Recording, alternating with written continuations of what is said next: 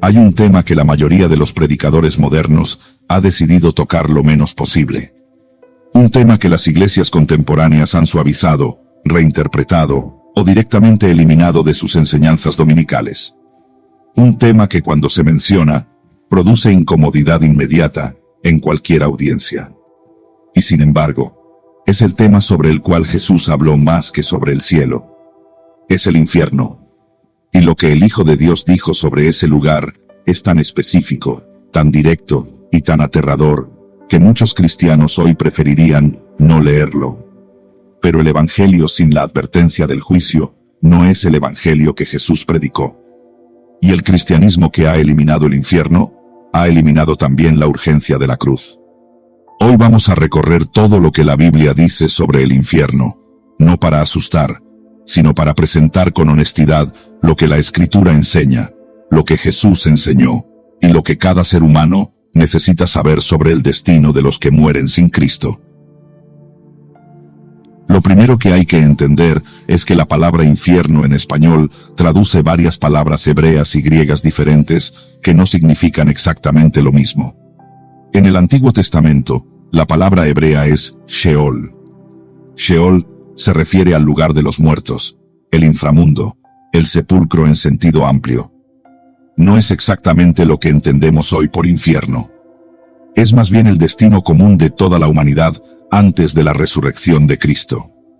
Job hablaba del Sheol, David lo mencionaba, Salomón se refería a él. En el Sheol descendían tanto los justos como los impíos, aunque a estados diferentes. Los justos iban a un lugar de descanso que más adelante Jesús llamaría el seno de Abraham. Los impíos iban a un lugar de tormento. Esta distinción es crucial porque sin ella se confunden todos los textos del Antiguo Testamento sobre la vida después de la muerte. En el Nuevo Testamento, escrito en griego, encontramos tres palabras diferentes que las Biblias suelen traducir como infierno. La primera es Hades, el equivalente griego del Sheol hebreo. Hades aparece 10 veces en el Nuevo Testamento y se refiere al lugar intermedio donde los muertos esperan el juicio final. La segunda palabra es Tártaro, que aparece solo una vez, en 2 de Pedro 2:4, y se refiere específicamente a la prisión donde Dios encerró a los ángeles caídos. La tercera y más importante es Gehenna. Gehenna aparece 12 veces en el Nuevo Testamento, y 11 de esas veces la usa Jesús mismo. Gehenna es la palabra que se traduce con mayor frecuencia como infierno, y Gehenna se refiere al lago de fuego, al destino final de los condenados después del juicio del gran trono blanco. El nombre Gehenna tiene una historia oscura y reveladora. Viene del valle de Hinnom, en hebreo Gehinnom, un valle real al sur de Jerusalén. Durante el reinado de los reyes apóstatas Acaz y Manasés, este valle se convirtió en el centro de un culto pagano horrible. Allí se ofrecían niños como sacrificio al dios Moloc. Los padres pasaban a sus propios hijos por el fuego. Segundo de Reyes 23:10 registra cómo el rey Josías, en su reforma religiosa, profanó deliberadamente el valle para que nadie volviera a sacrificar a sus hijos allí. Después de la profanación, el valle se convirtió en un basurero permanente de Jerusalén. Allí se quemaba la basura de la ciudad día y noche. Los cadáveres de criminales y animales muertos se arrojaban allí para ser consumidos por las llamas. Los gusanos infestaban los desechos. El humo subía constantemente. El fuego nunca se apagaba. Cuando Jesús quiso describir el lugar de tormento eterno, eligió esta palabra. Eligió la imagen más repugnante que la geografía de Jerusalén podía ofrecer: el basurero ardiente del valle de Hinnom. Vamos a ver lo que Jesús mismo dijo sobre el infierno, porque las palabras de Jesús son la fuente más importante sobre este tema. Jesús no mencionó el infierno como una metáfora distante o un símbolo poético. Lo describió como un lugar real, con características específicas y consecuencias eternas. En Mateo 5:22, en medio del Sermón del Monte, Jesús dice: «Cualquiera que diga a su hermano necio, quedará expuesto al infierno de fuego.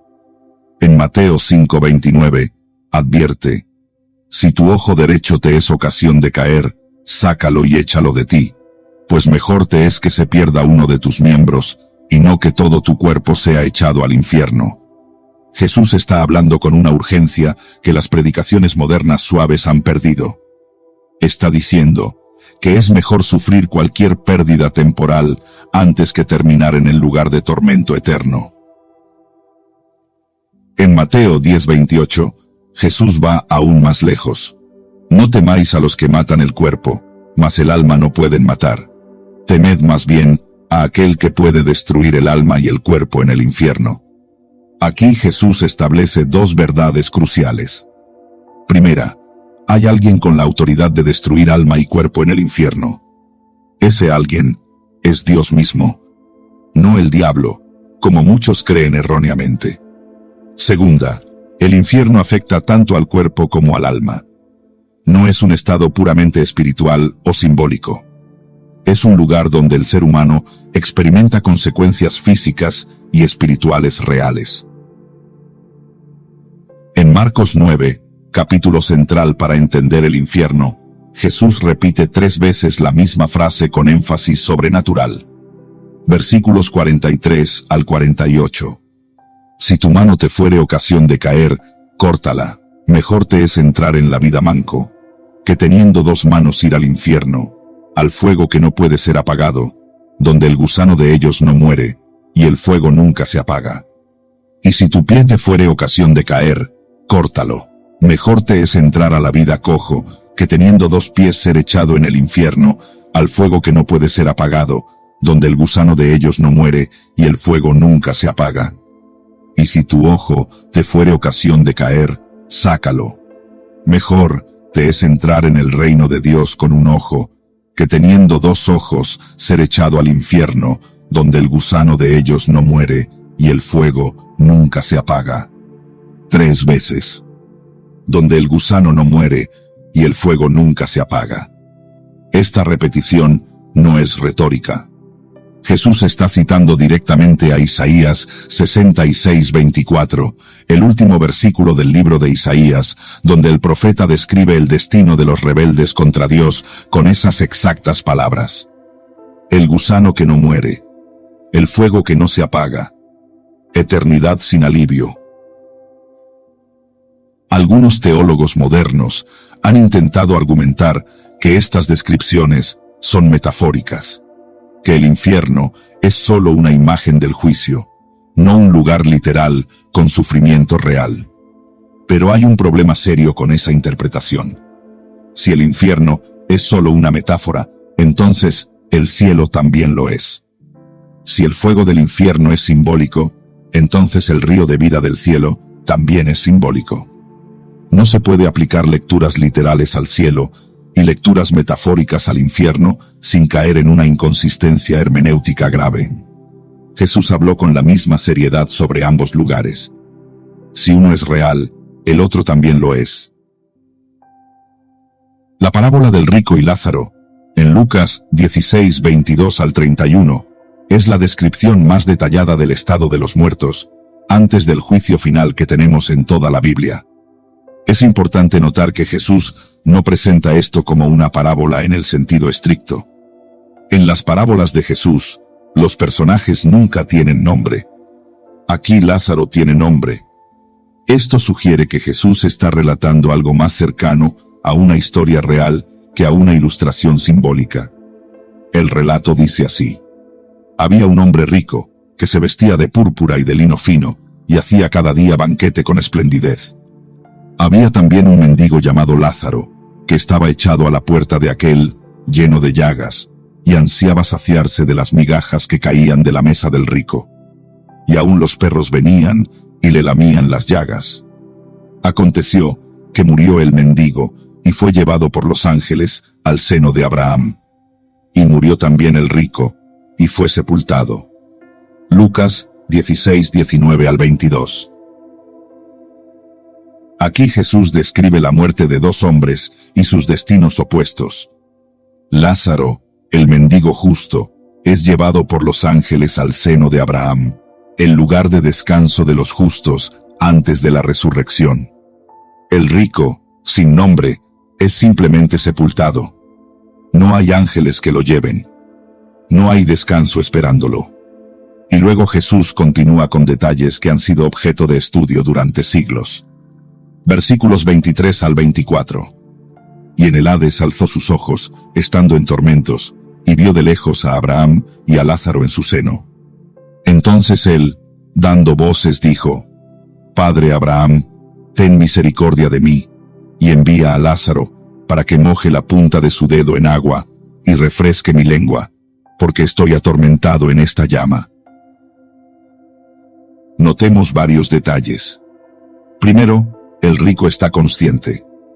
No está dormido, no está aniquilado, no está en un estado neutral.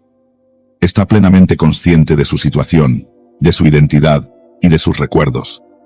Segundo, el rico puede ver. Alza sus ojos y ve a Abraham y a Lázaro.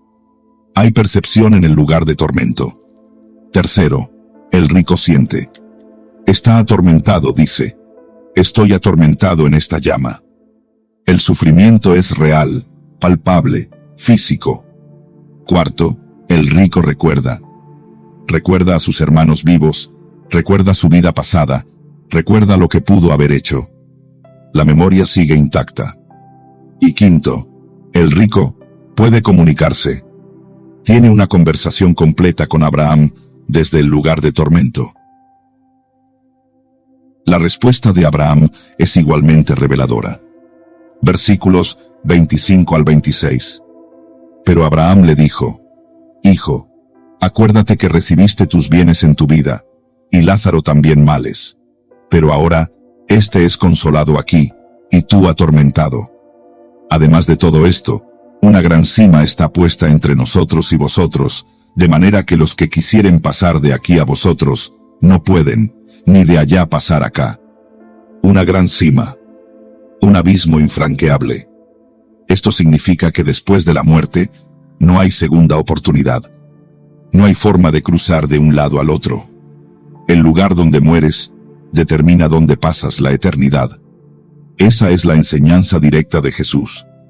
Y nadie puede suavizarla sin contradecir explícitamente al Hijo de Dios. El rico hace una segunda petición que también merece atención. Versículos 27 al 31. Entonces le dijo: Te ruego pues, Padre, que le envíes a la casa de mi padre, porque tengo 5 hermanos, para que les testifique, a fin de que no vengan ellos también a este lugar de tormento. Abraham le dijo: A Moisés y a los profetas tienen, óiganlos. Él entonces dijo: No, padre Abraham, pero si alguno fuere a ellos de entre los muertos, se arrepentirán. Mas Abraham le dijo: Si no oyen a Moisés y a los profetas, tampoco se persuadirán, aunque alguno se levantare de los muertos.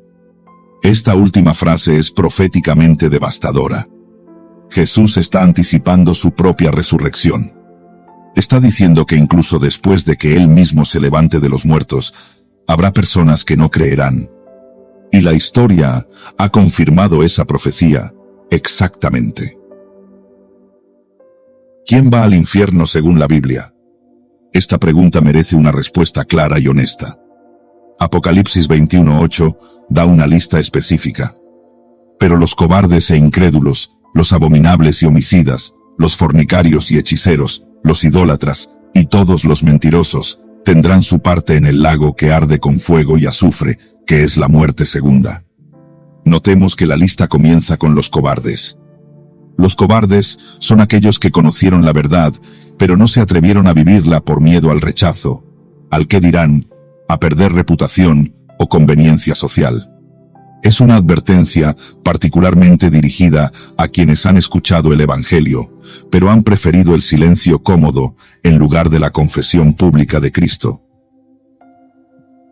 Pero quizás, la verdad más perturbadora sobre quién va al infierno, la dio Jesús mismo en Mateo 7:21 al 23. No todo el que me dice, Señor, Señor, entrará en el reino de los cielos, sino el que hace la voluntad de mi Padre que está en los cielos. Muchos me dirán en aquel día, Señor, Señor, ¿no profetizamos en tu nombre, y en tu nombre echamos fuera demonios, y en tu nombre hicimos muchos milagros? Y entonces les declararé: nunca os conocí. Apartaos de mí, hacedores de maldad. Esto debería estremecer a cada lector.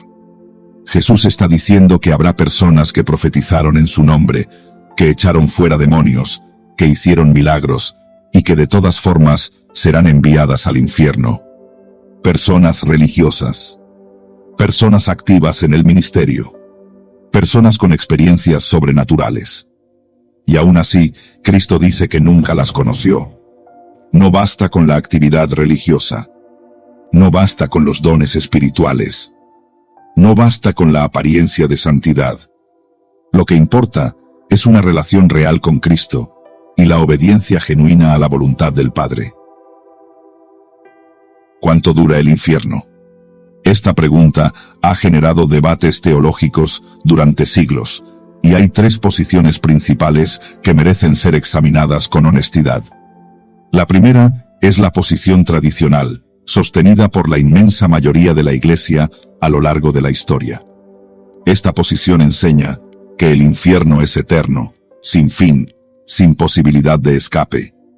El sufrimiento de los condenados se extiende para siempre.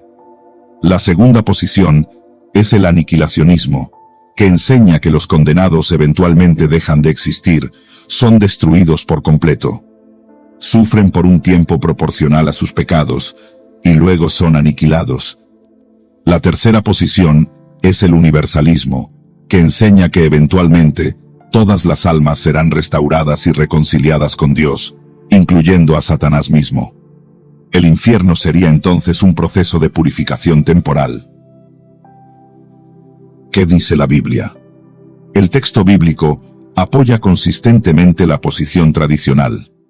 Mateo 25:46, las palabras de Jesús sobre el juicio final, dicen: «E irán estos al castigo eterno, y los justos a la vida eterna».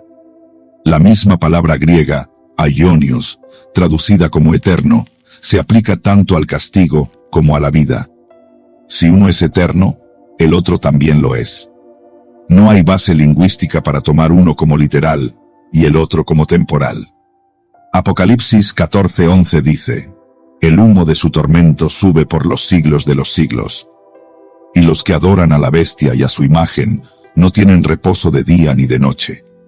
Apocalipsis 20:10 dice que el diablo, la bestia y el falso profeta serán atormentados día y noche por los siglos de los siglos. La Biblia es consistente en su descripción del castigo como eterno. Ahora, hay algo que las Escrituras enseñan que es importante mencionar para no caer en una visión distorsionada. Aunque el infierno es eterno, hay grados de castigo dentro de él. No todos los condenados sufren igual. Jesús lo dijo explícitamente en Lucas 12:47 al 48. Aquel siervo que, conociendo la voluntad de su Señor, no se preparó, ni hizo conforme a su voluntad, recibirá muchos azotes. Mas el que sin conocerla, hizo cosas dignas de azotes, será azotado poco. Porque a todo aquel a quien se haya dado mucho, mucho se le demandará. Hay una justicia proporcional incluso en el juicio. Quien tuvo más conocimiento de Dios y lo rechazó, recibirá un juicio más severo que quien tuvo menos acceso a la verdad. Esto significa que el predicador que vive una doble vida, el creyente que conoce la palabra, pero la desobedece deliberadamente, el que pasó toda su vida en una iglesia, pero nunca se entregó verdaderamente a Cristo, recibirán un juicio más estricto que quien nunca tuvo acceso al Evangelio en absoluto. ¿Qué hay del fuego del infierno? ¿Es literal o simbólico?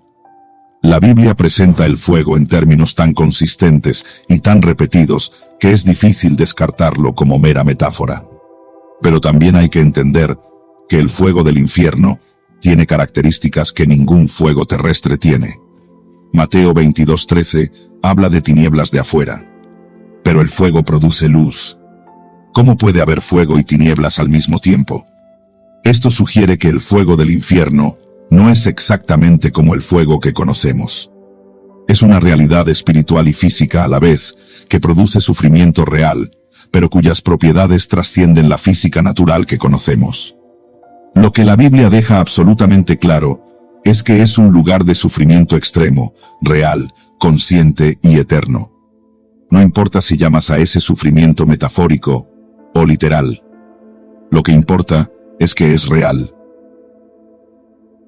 Hay un detalle más sobre el infierno que pocas predicaciones tocan, pero que la Biblia menciona claramente. En el infierno, los condenados están separados de Dios para siempre. Segunda de Tesalonicenses 1:9 dice: los cuales sufrirán pena de eterna perdición, excluidos de la presencia del Señor y de la gloria de su poder. La esencia más profunda del infierno no es solo el fuego, ni el gusano, ni los gritos. Es la separación absoluta de Dios. Pensemos en esto. Toda bondad que existe en este mundo, todo amor que sentimos, toda belleza que apreciamos, toda justicia que valoramos, viene de Dios. Dios sostiene la creación entera con su presencia, incluso para los que no creen en Él. El sol que sale cada mañana, sale por la bondad de Dios. La lluvia que cae sobre justos e injustos, cae por la misericordia de Dios. La risa de un niño, la calidez de un abrazo, el placer de una buena comida, todo eso proviene de la presencia de Dios sosteniendo el mundo. Imaginemos un lugar donde Dios retira completamente esa presencia, donde no hay ninguna bondad, ningún amor, ninguna belleza, ningún consuelo. Solo soledad absoluta, oscuridad absoluta y sufrimiento absoluto. Eso es el infierno. No la ausencia parcial de Dios. La ausencia total. ¿Por qué creó Dios el infierno? Esta es una pregunta legítima que muchos hacen. Y la respuesta bíblica es clara. Mateo 25:41 dice: apartaos de mí, malditos, al fuego eterno preparado para el diablo y sus ángeles. El infierno fue creado originalmente como castigo para Satanás y los ángeles caídos. No fue creado para los seres humanos. Pero cuando un ser humano elige rechazar a Cristo, está eligiendo voluntariamente el destino que originalmente fue diseñado para los ángeles rebeldes. Está aliándose con Satanás, contra Dios. Y la justicia divina simplemente le otorga el destino que él mismo eligió. Esto es importante, porque desmiente la idea de que Dios envía arbitrariamente personas al infierno. Dios no quiere que nadie perezca. Segunda de Pedro 3:9 es explícita. El Señor no retarda su promesa, según algunos la tienen por tardanza, sino que es paciente para con nosotros, no queriendo que ninguno perezca, sino que todos procedan al arrepentimiento. Dios extendió la oferta de salvación a todo ser humano. Cristo murió por todos. Los que terminan en el infierno, terminan allí porque rechazaron la salvación que Dios les ofreció. Una pregunta delicada que merece respuesta es: ¿qué pasa con los que nunca escucharon el Evangelio? Romanos 1:18 al 22 da una respuesta importante. Pablo enseña que Dios se ha revelado a toda la humanidad a través de la creación. Las cosas invisibles de Él, su eterno poder y deidad, se hacen claramente visibles desde la creación del mundo, siendo entendidas por medio de las cosas hechas. Esto significa que ningún ser humano queda sin algún testimonio de Dios. La conciencia moral, la creación misma, el orden del universo, todo apunta a un creador. El que rechaza esa revelación general es responsable de ese rechazo. Pero Dios también es perfectamente justo. Romanos 2 enseña que Dios juzgará a cada persona según la luz que recibió. Quien tuvo más luz, será juzgado por más. Quien tuvo menos luz, por menos.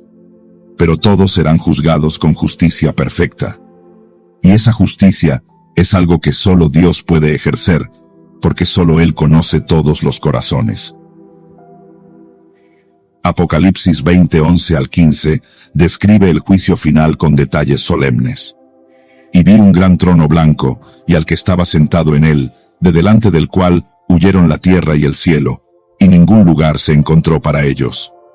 Y vi a los muertos, grandes y pequeños, de pie ante Dios. Y los libros fueron abiertos, y otro libro fue abierto, el cual es el libro de la vida. Y fueron juzgados los muertos por las cosas que estaban escritas en los libros, según sus obras.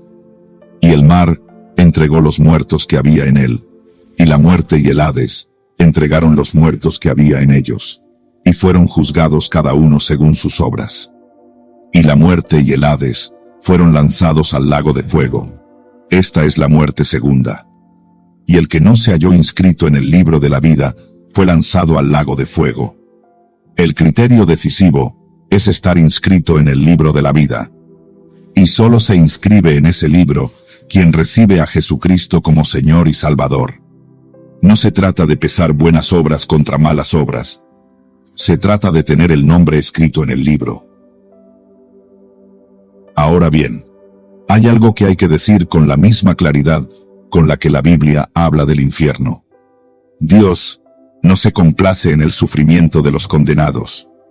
Ezequiel 33:11 dice: Vivo yo, dice el Señor, que no quiero la muerte del impío, sino que se vuelva el impío de su camino, y que viva. Volveos de vuestros malos caminos. ¿Por qué moriréis, casa de Israel? El Dios de la Biblia no es un Dios cruel que disfruta enviando personas al infierno. Es un Dios que llora por los perdidos. Jesús lloró sobre Jerusalén porque sabía que la ciudad había rechazado al Mesías. Cristo dijo: «¿Cuántas veces quise juntar a tus hijos, como la gallina junta sus polluelos debajo de las alas, y no quisiste?» El infierno no es la voluntad principal de Dios para nadie. Es la consecuencia inevitable de rechazar la única salvación que Él ofrece. La cruz de Cristo cobra todo su significado solo cuando entendemos lo que es el infierno. En la cruz, Jesucristo, el Hijo eterno de Dios, sufrió el equivalente del infierno por la humanidad. Cargó con el peso del juicio que merecíamos cada uno de nosotros. Cuando gritó: Dios mío, ¿por qué me has desamparado?», estaba experimentando la separación de Dios que los condenados experimentan eternamente.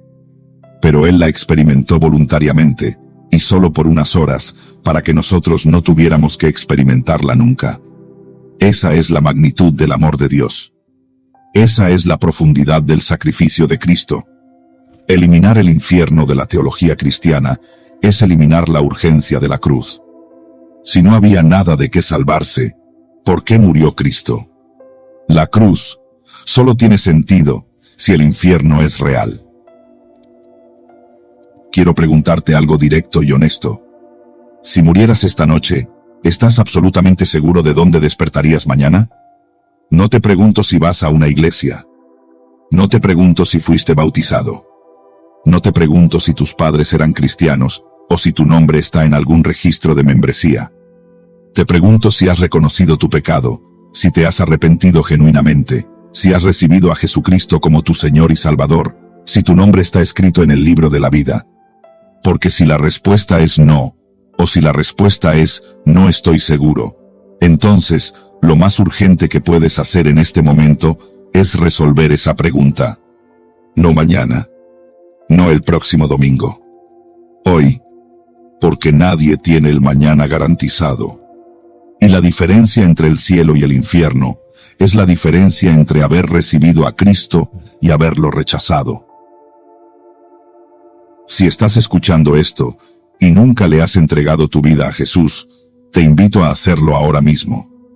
No necesitas estar en un templo. No necesitas un pastor a tu lado. Necesitas un corazón sincero, dispuesto a reconocer tu necesidad de un Salvador.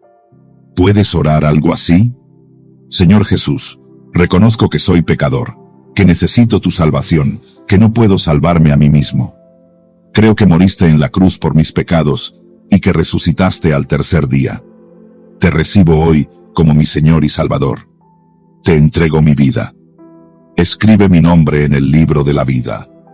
Si has hecho esa oración con sinceridad, has cruzado de muerte a vida. Has pasado del destino del rico al destino de Lázaro. Has sido inscrito en el libro de la vida del Cordero. y ningún poder en el universo puede borrar tu nombre de allí. Comparte este video con alguien que necesite escuchar esta verdad.